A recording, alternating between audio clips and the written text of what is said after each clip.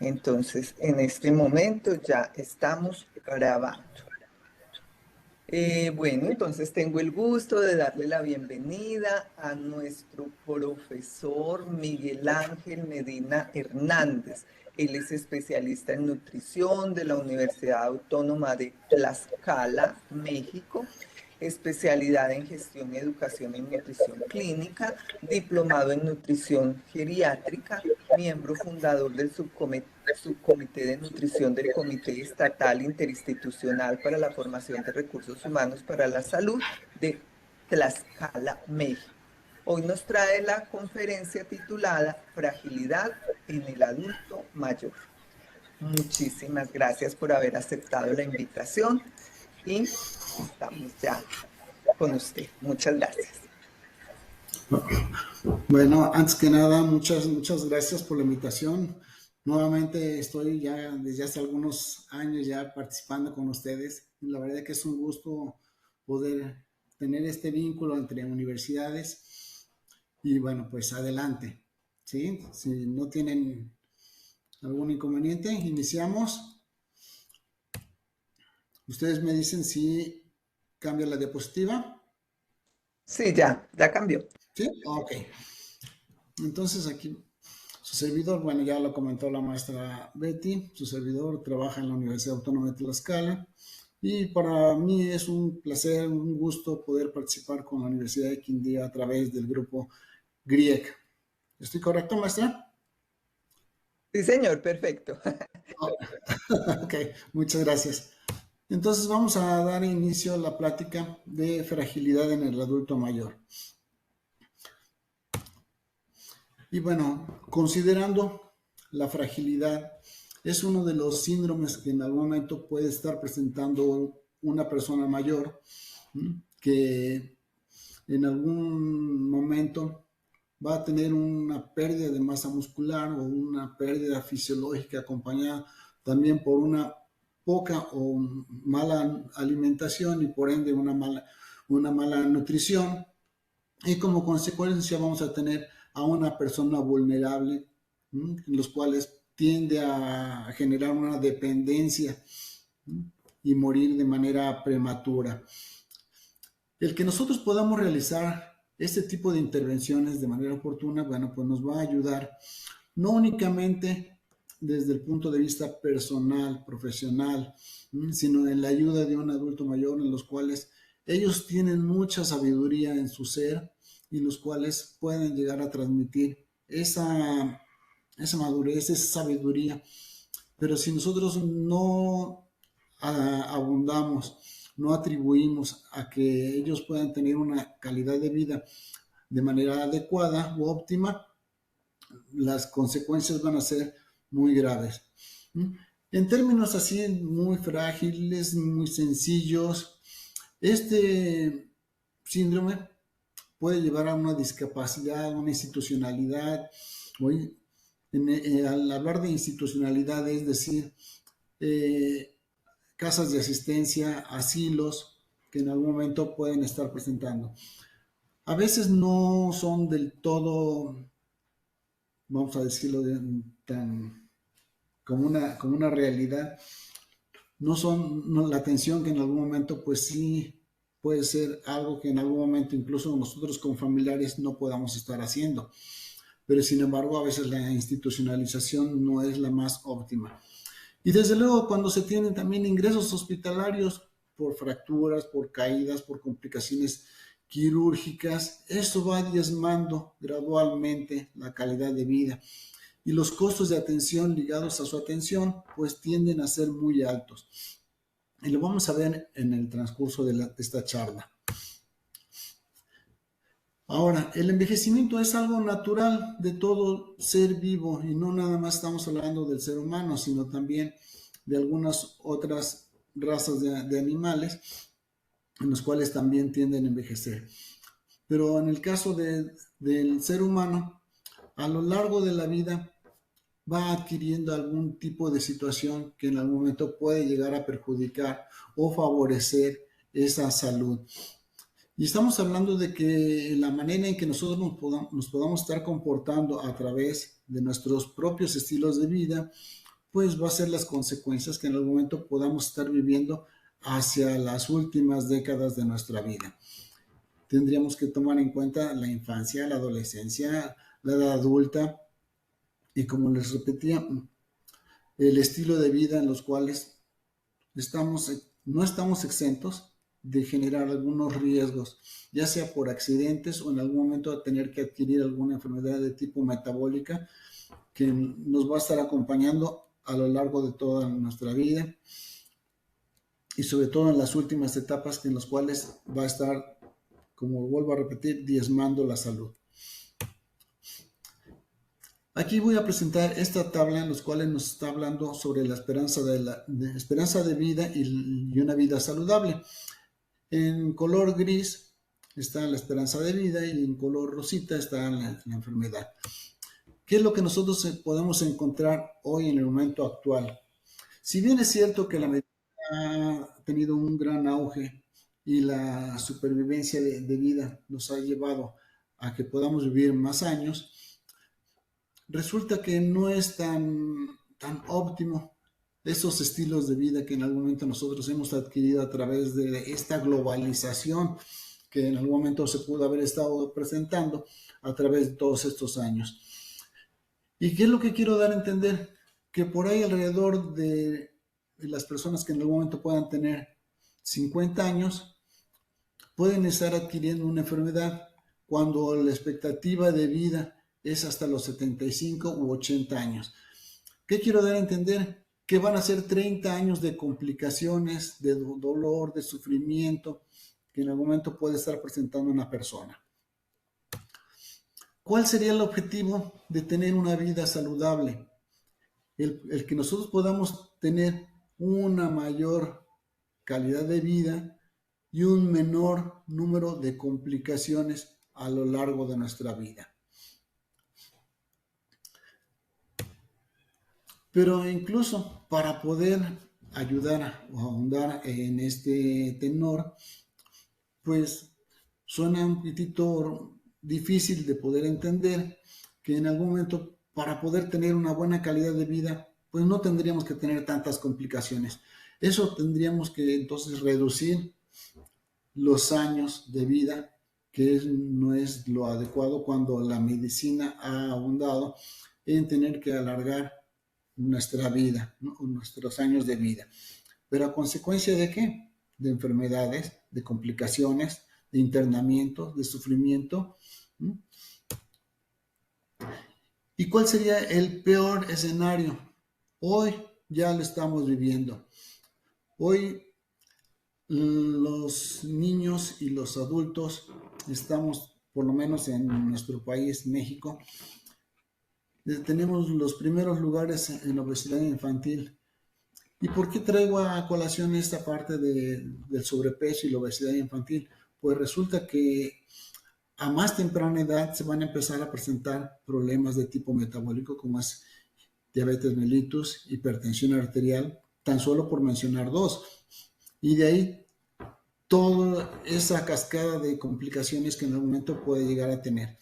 Por lo tanto, vamos a tener enfermedades a edades más tempranas con largos sufrimientos, largas situaciones, como en algún momento les comentaba, de complicaciones y sobre todo de dolor, no nada más para la persona, sino para la familia, la sociedad en conjunto. Desde hace 70 años, y traigo a colación esta gráfica que encontré por parte de las encuestas que se realizan en salud en Colombia, que tan solo en el año de 1954 la expectativa de vida era de 51 años. Para el 2024 esa cifra se ha aumentado, tomando en cuenta que del 2014 al 2024 estamos hablando de un lapso de 10 años, en los cuales se redujo ligeramente, a pesar de que en el 2014 la expectativa de vida había incrementado 2 años más. Hoy está alrededor de los 74 años. Y eso atribuye a situaciones que en algún momento, como en todos los países que en algún momento pueden estar sufriendo, algún tipo de violencia o algún conflicto armado, algún tipo de situaciones totalmente ajenas a esta situación, se han estado presentando, por los cuales hoy la expectativa de vida es de 74. También se ha aumentado el número de población de manera impresionante.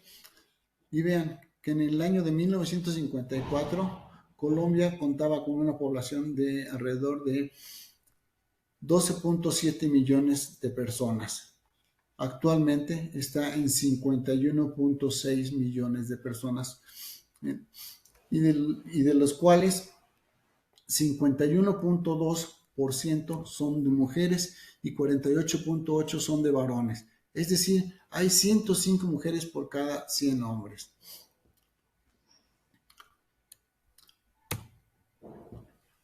No es tan alejado, y traigo también a colación esta tabla comparativa para quienes están conectados desde nuestro país, México. Vean, también la expectativa de vida desde el año de 1950 era tan solo de 44 años.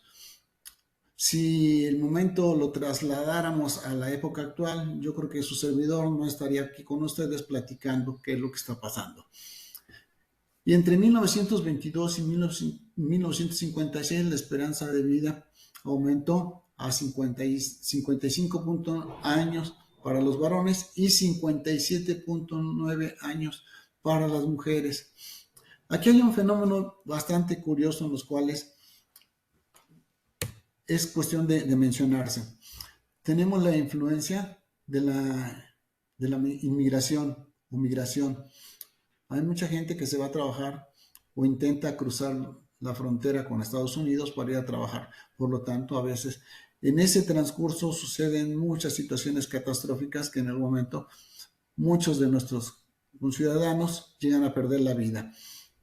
Y vean que la proporción ha ido en aumento de una manera sistemática y gradual, de tal forma que se espera que para el año 2050 sean 2.100 millones de personas. Vean nada más esa cantidad de personas. Y desde luego también ante esa esperanza de vida, también está aumentando la longevidad. Hoy en día ya las familias ya no son tan grandes, tan numerosas como era hace algunos años, cuando en algún momento se buscaba incluso o se fomentaba el crecimiento poblacional. Hoy en día ya no es así. Hoy en día las parejas en algún momento tienden a formalizar una relación entre cada quien en su casa, o vamos a vivir en pareja, vamos a casarnos, pero ya no están teniendo tantos hijos, o incluso esos espacios lo han estado ocupando algunos animalitos de compañía, perros o gatos principalmente. Entonces vean que este crecimiento desproporcional, para cuando sea el 2050, pues van a ser mucho más personas, adultos mayores.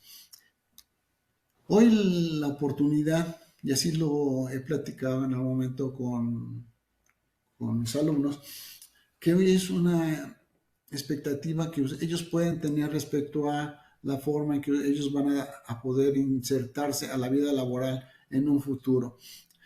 Y respecto a esto, quien no está bien informado de cómo poder atender a una persona adulto mayor, o no poder entender todo ese tipo de situaciones o molestias, lo va a llevar a que pueda dar un mal tratamiento, una mala praxis en la atención de esa persona.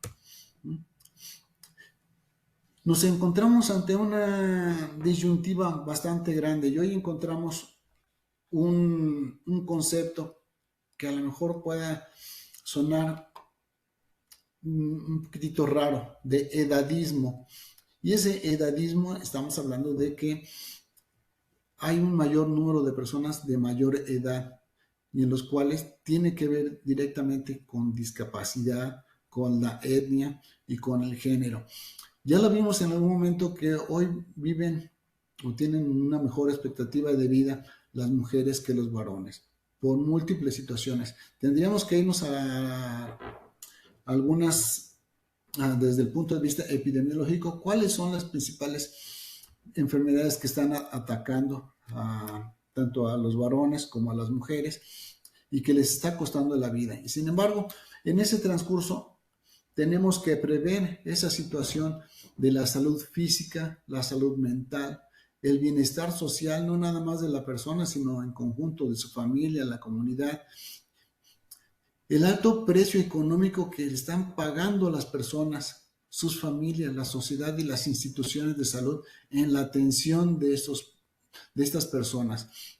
Pero si hablamos en retrospectiva, ¿qué es lo que está pasando? Tendríamos que verlo de la manera generacional.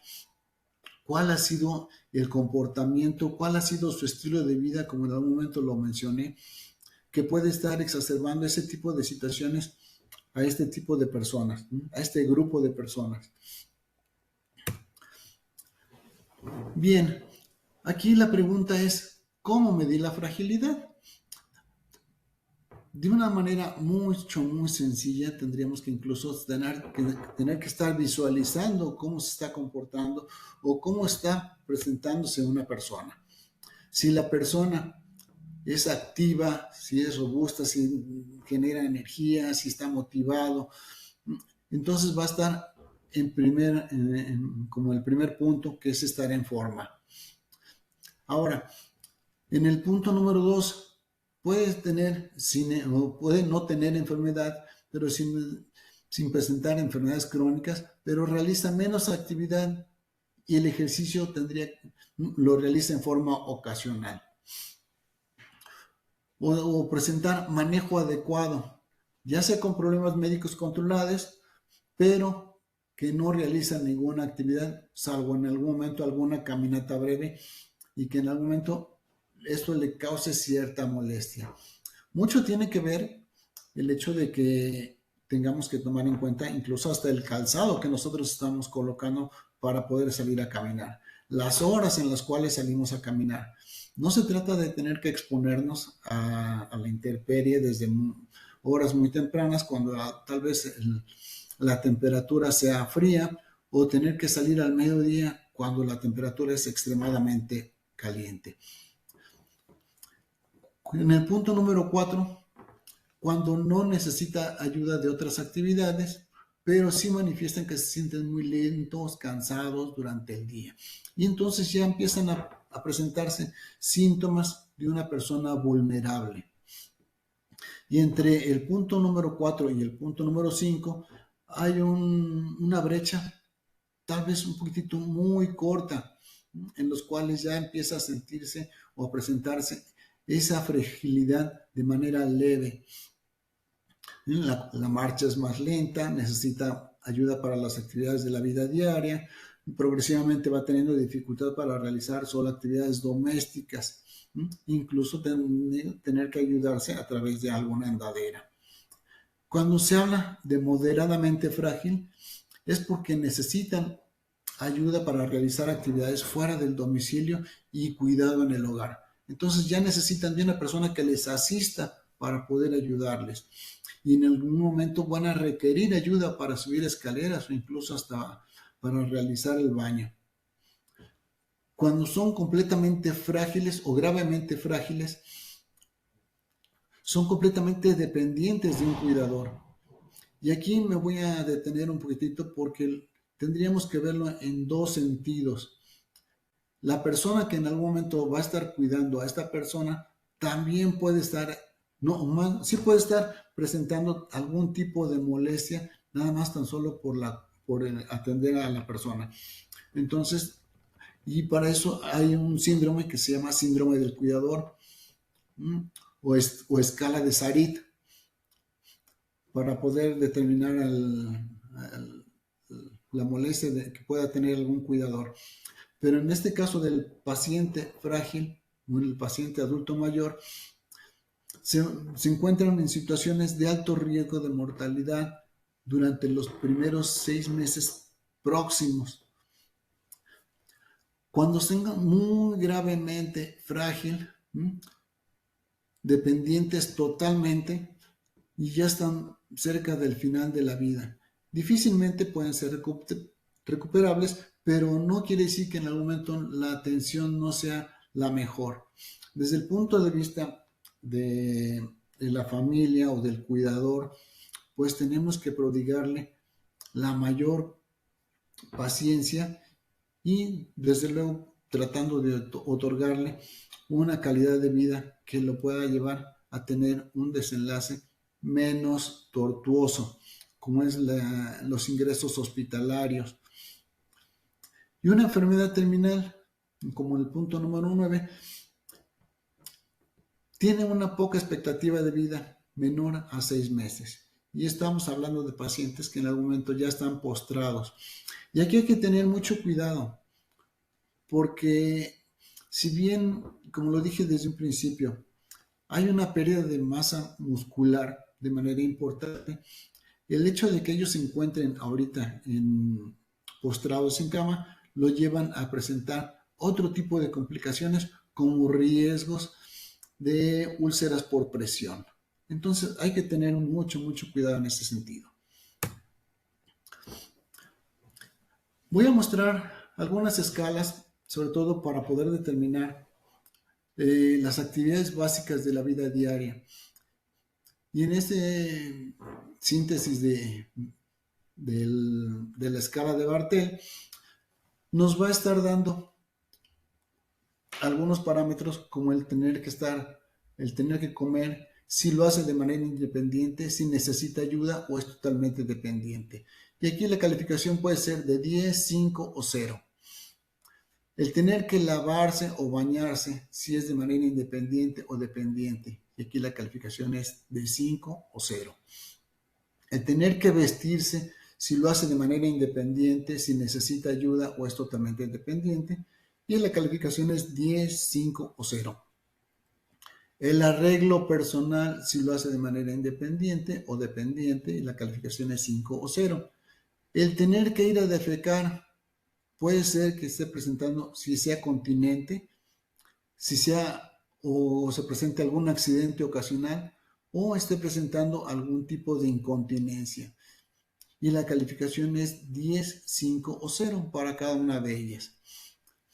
El tener que valorar también la micción, considerando también si se presenta algún accidente, también habría que valorar por qué se presentó ese accidente.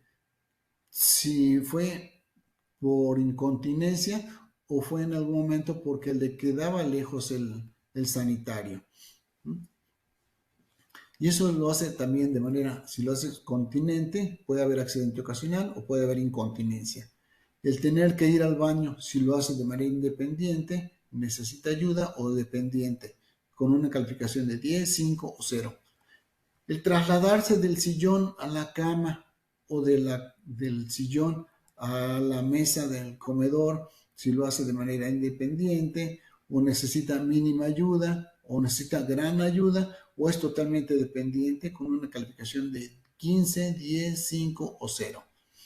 El tener que deambular también hay que considerarlo y hay que ser observadores en algún momento, si en algún momento puede arrastrar los pies, sino que el paso tiene que ir por arriba del tobillo para poder dar el siguiente paso.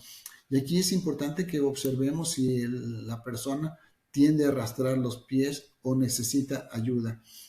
Y aquí, si es totalmente independiente, necesita mínima ayuda. Si es independiente o se traslada en silla de ruedas o es totalmente dependiente.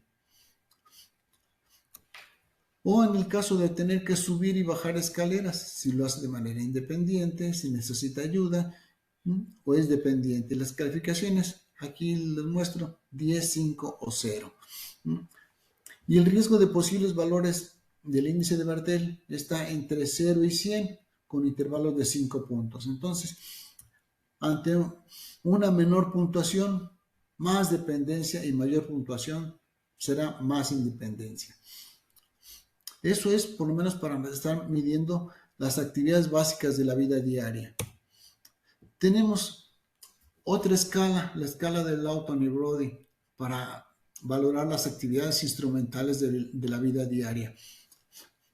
¿Cuáles son las actividades instrumentales de la vida diaria? Pues el tener que utilizar el teléfono, y si es independiente, lo hace con asistencia o lo hace dependiente.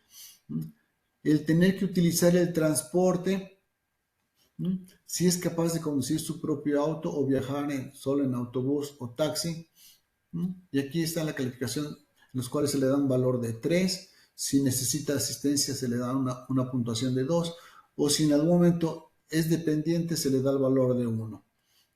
Si sale a realizar compras, también realiza todas las compras de manera con independencia, realiza compras pero con necesita acompañante, o es incapaz de realizar sus compras.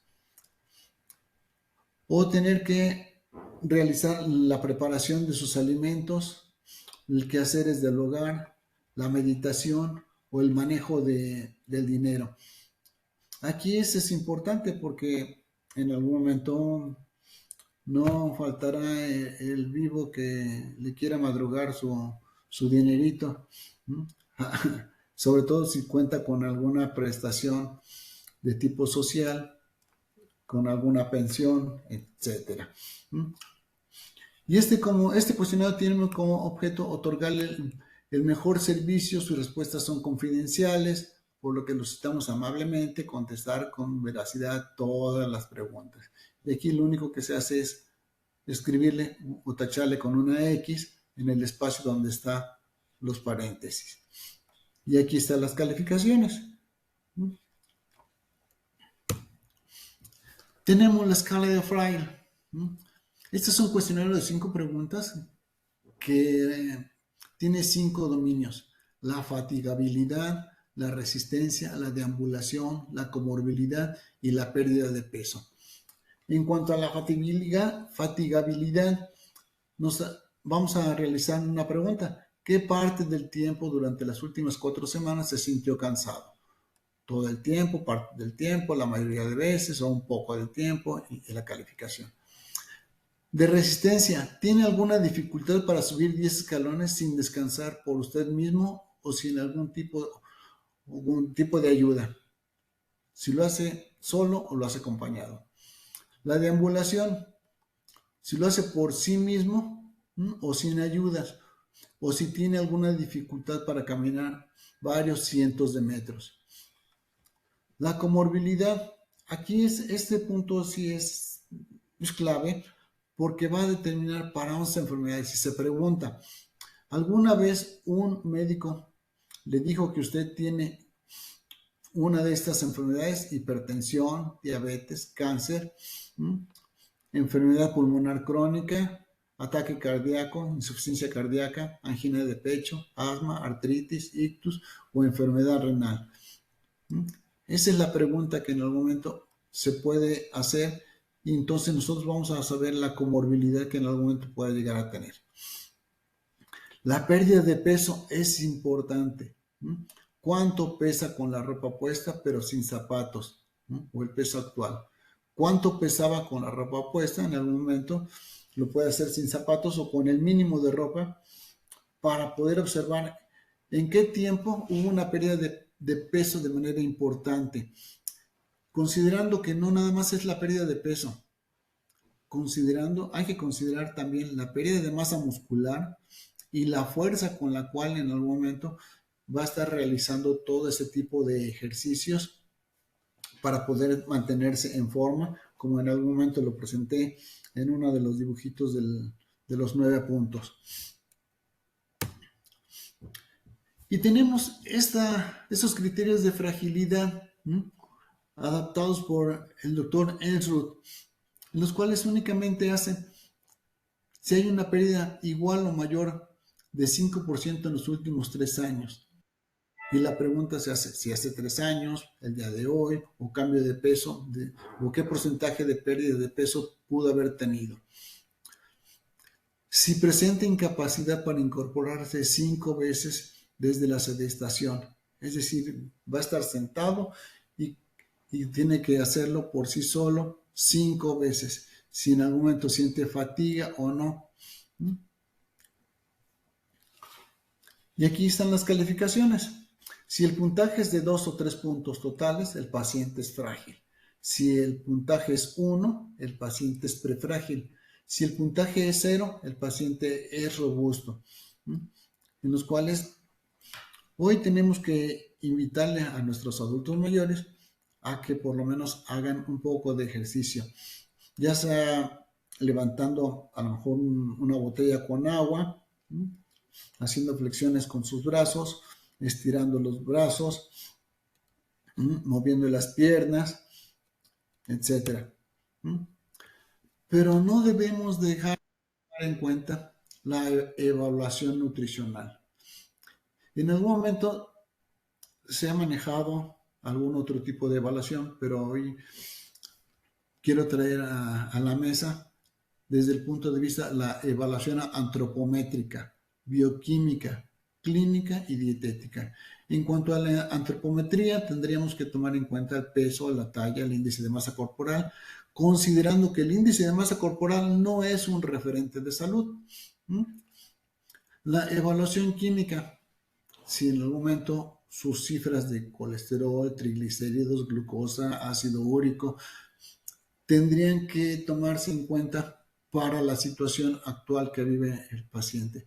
Sabemos que, por ejemplo, quien tiene elevada la glucosa, pues difícilmente va a tener que realizar algún ejercicio, como en algún momento se ha presentado en algunos foros, en algunos trabajos de investigación, respecto a este tipo de evaluación bioquímica.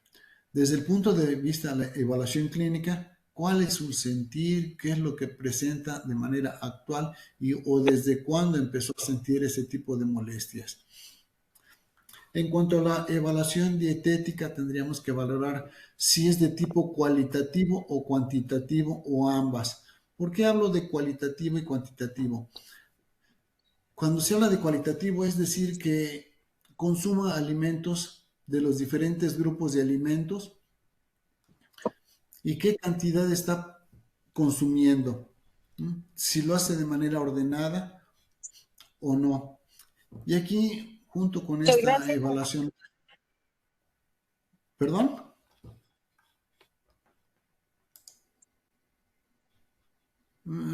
¿Alguien quiere comentar algo? ¿No? Ok, continuamos. Entonces, tendríamos que considerar no únicamente esta parte de la evaluación nutricional, sino tendríamos que buscar las redes de apoyo que en algún momento cuenta con esta persona. Sucede que tal vez diga, ¿desayunaste, abuelito? Sí, ¿qué desayunaste? Pues diga, un atole, un pan, un vaso de leche, o tal vez un vaso de té que en algún momento no tiene una mayor cantidad de calorías o de nutrientes que en algún momento puede estarle favoreciendo su salud.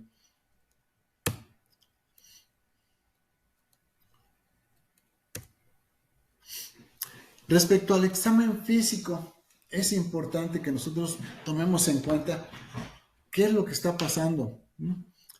Desde el punto de vista sensorial, si presenta alguna atrofia de papilas gustativas, si cuenta con piezas dentales o no, si cuenta con una prótesis dental o no, si la reducción del apetito ha ido en aumento o ha ido en detrimento.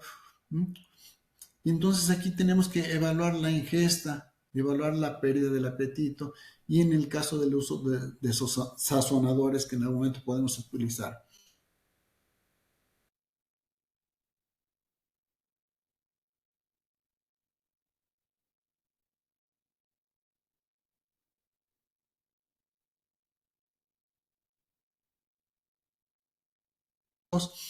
También hay que tomar en cuenta si en algún momento puede estar presentando disfagia o dificultad para poder deglutir esos alimentos.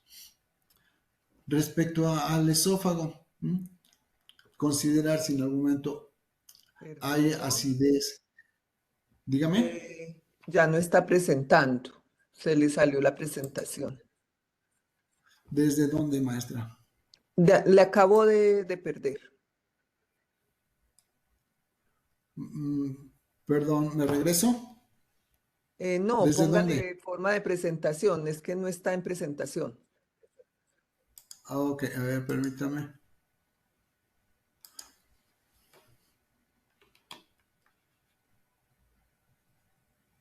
De compartir la pantalla, no, no está la presentación ahí en la pantalla.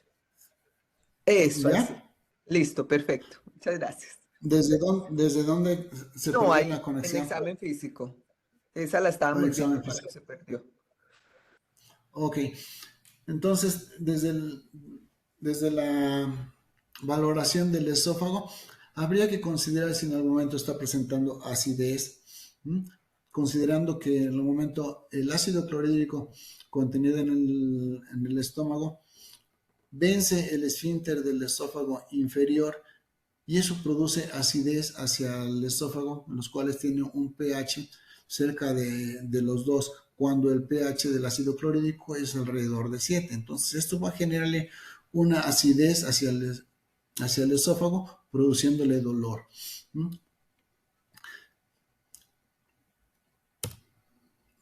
En el estómago, si en algún momento hay un retraso en la motilidad gástrica, si ha habido cambios incluso en la forma en que está masticando, si la sensación de saciedad llega de manera prematura, bueno, entonces hay que ver qué es lo que está sucediendo. Si en algún momento tendríamos que considerar modificar la presentación del alimento o no, ya sea a través de papillas o a lo mejor a través de purés o a lo mejor de los finos, etcétera. ¿Mm? Pero también considerar si en algún momento hay otra sensación de malestar causada por medicamentos. Y aquí vendría otro de los síndromes que puede estar presentando el adulto mayor, que es el síndrome de polifarmacia. Entonces también hay que considerar todo ese tipo de situaciones para valorar cómo se puede estar alimentando al adulto mayor. En cuanto al intestino delgado, también tenemos que considerar la ingesta de alimentos, si la absorción de nutrientes está llevándose de manera adecuada o en algún momento tendríamos que reforzar a través de utilizar suplementos nutricionales, como es el caso de la vitamina D, el calcio, o el tener que exponerlos al sol, considerar también el hábito intestinal, que sus evacuaciones sean regulares, porque también aquí se va a presentar otro síndrome que es el de constipación intestinal. Y esto puede ser muy frecuente y muy doloroso e incómodo para el paciente, que en algún momento puede llegar a presentar eh, problemas de constipación intestinal tan grave que en algún momento puede llevarlo incluso a tener que hospitalizarse o tener que utilizar enemas evacuantes, en tener que utilizar cremas para poder ayudarle a la defecación o en algún momento tener que hacerlo de manera manual o mecánica. Y eso pues es bastante incómodo para el paciente. Aparte de lo incómodo, puede ser incluso doloroso. En el caso del intestino grueso, tomar en cuenta la reducción o la inflamación que puede llegar a presentar a nivel del colon, considerando que necesitamos mucho líquido para poder considerar esta parte, y lo vamos a ver más adelante en la valoración de la MNA, que es la Mini Nutrition Assessment, para valorar un paciente adulto mayor. Entonces, hay que tomar en cuenta todo ese tipo de situaciones. En cuanto al hígado, observar si en algún momento hay problemas de tipo hepático, dificultad para el control de la glicemia, el examen, los efectos de algún fármaco, la presencia de algún edema, de ictericia, etc. En cuanto al páncreas, observar si en algún momento hay cambios que pueden estarse relacionando con la secreción exócrina, considerando que el páncreas cumple con dos funciones, una endocrina y otra exócrina. Y la parte exócrina nos va a estar ayudando a la digestión. Y entonces hay que tomar en cuenta aquí la parte del control glicémico, si todavía está secretando la cantidad suficiente de insulina, y todo ese tipo de cambios que en algún momento lo puede conllevar a estar presentando diabetes, sobre todo en estos años. Para poder realizar una valoración nutricional, pues nos ayudamos con este formato que es la Mini Nutrition Assessment, en los cuales tiene varias situaciones en las cuales se considera desde el punto de vista social, funcional, física, metabólica, dietética, bioquímicas y farmacológicas, para poder ayudarle a nuestros pacientes.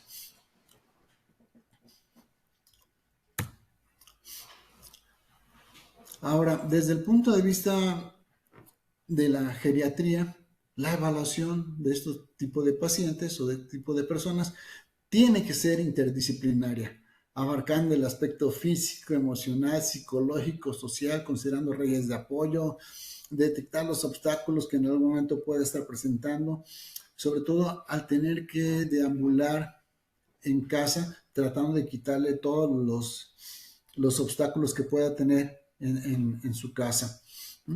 Y entonces, ¿para qué estamos los profesionales de la salud? Para fomentar la comunicación entre ellos y poder compartir decisiones y reducir la duplicación de trabajos y de esfuerzos que en algún momento los puede llevar a una situación incluso todavía más delicada, al tener que hospitalizarse o institucionalizarlo en una casa de asistencia o en un asilo.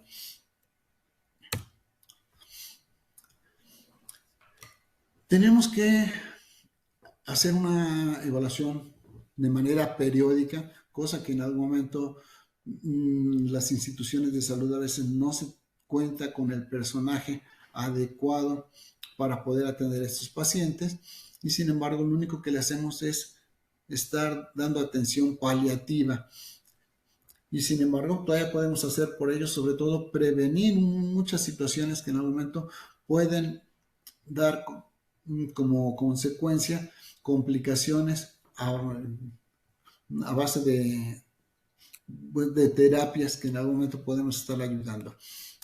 Y las personas adultas mayores pues tienden a sufrir mayores enfermedades.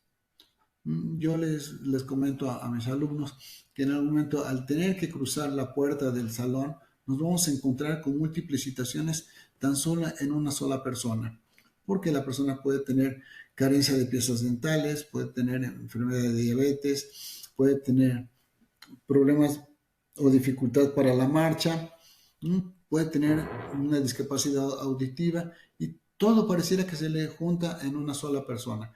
Y para eso tenemos que ser abiertos para poder atender de manera integral cada una de esas situaciones para darle una mejor calidad de vida. ¿Cuáles son en algún momento parte de las funciones de la enfermera geriátrica, independientemente de que da mucho desde el punto de vista de su ser, de su persona?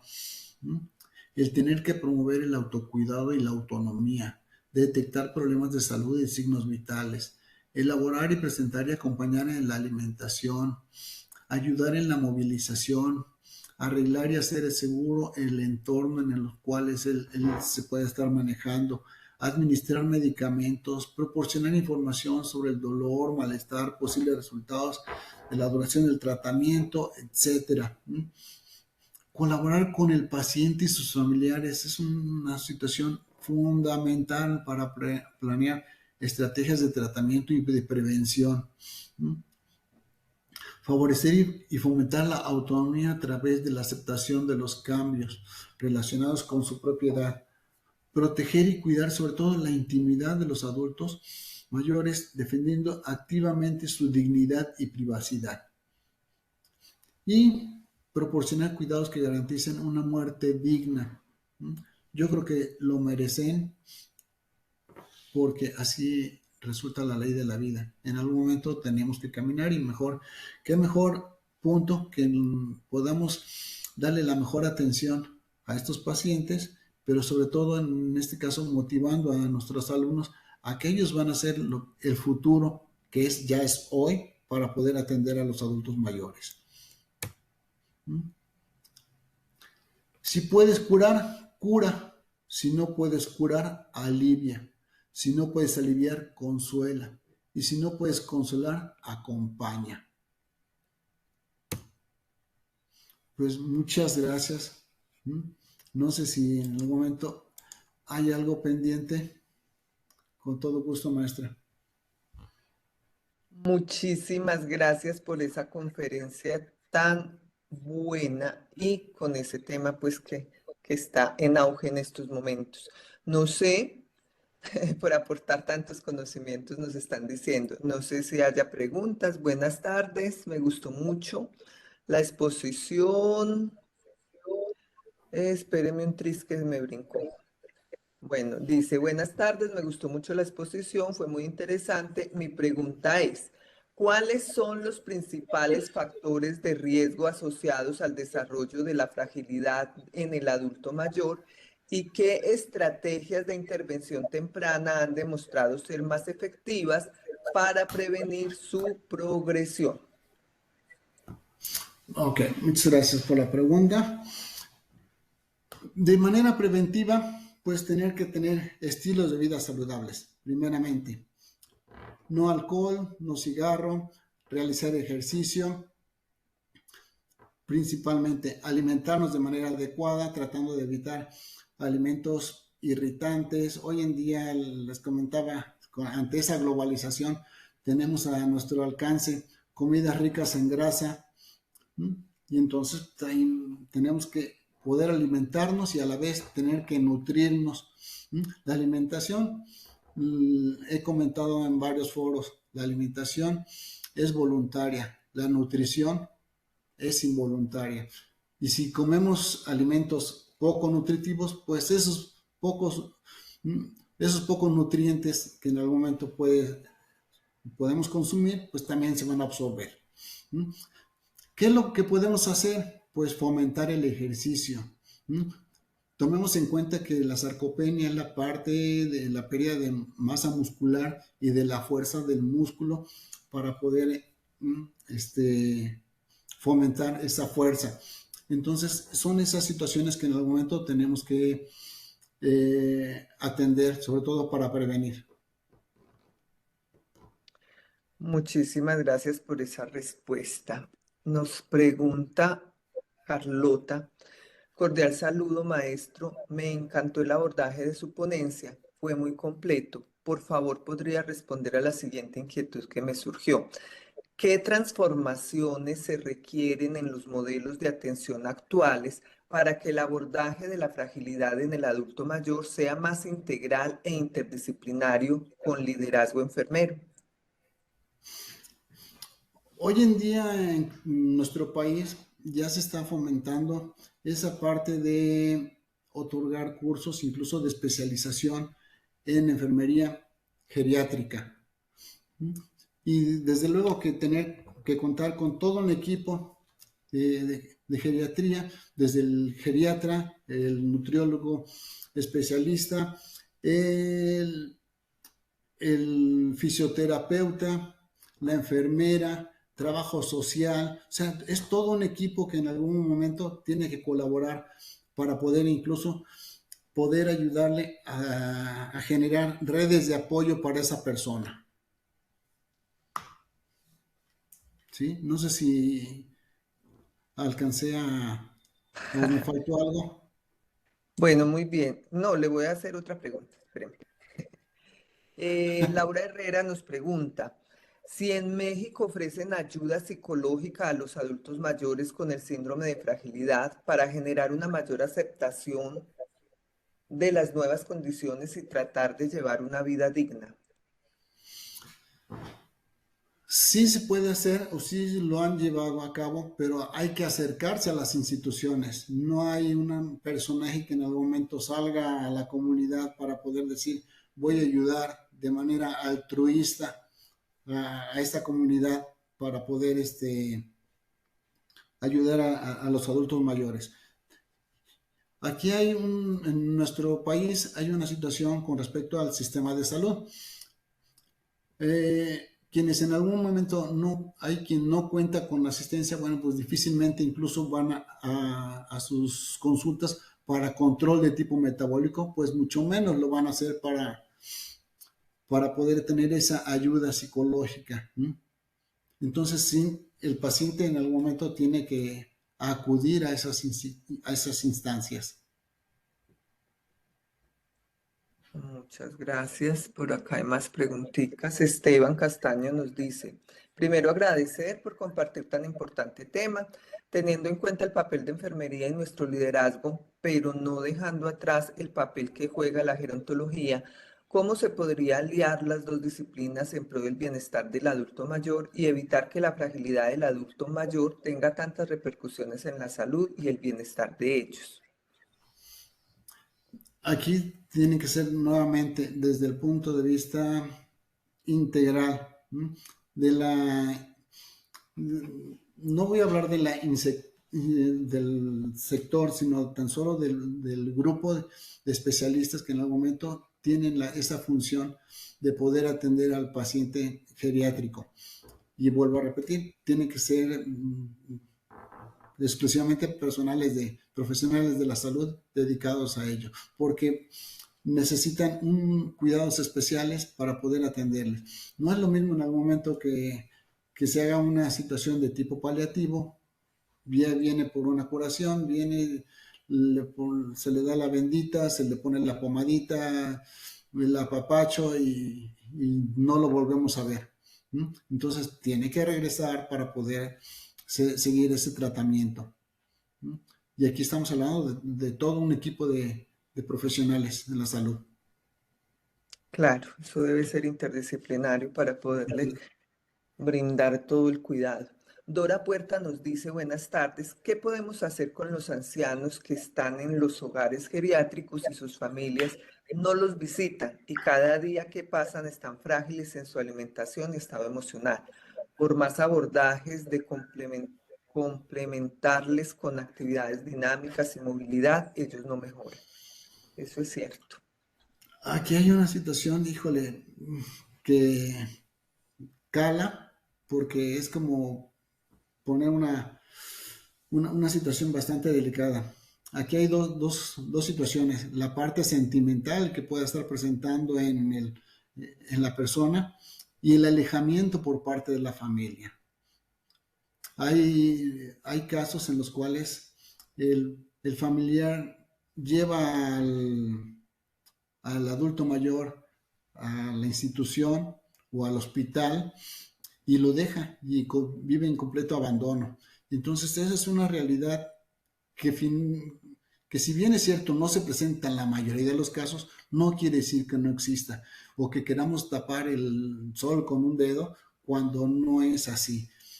Aquí tenemos que buscar las redes de apoyo y en algún momento, hoy en día la legislación en nuestro país incluso tiende a sancionar al familiar o al cuidador que en algún momento puedes dejar en abandono. Pero eso lleva un proceso bastante largo que en algún momento a lo mejor durante ese transcurso puede llegar a fallecer y entonces se pierde esa situación.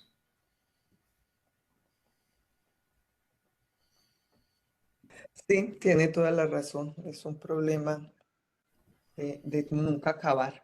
Pero bueno, tenemos que tratar y entre todos si podemos y tratar de hacerlo interdisciplinariamente, transdisciplinariamente.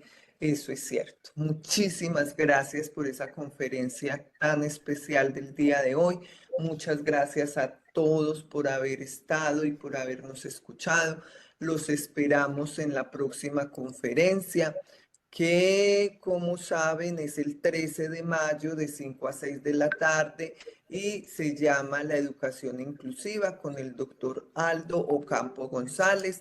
Él nos va a hablar desde Chile.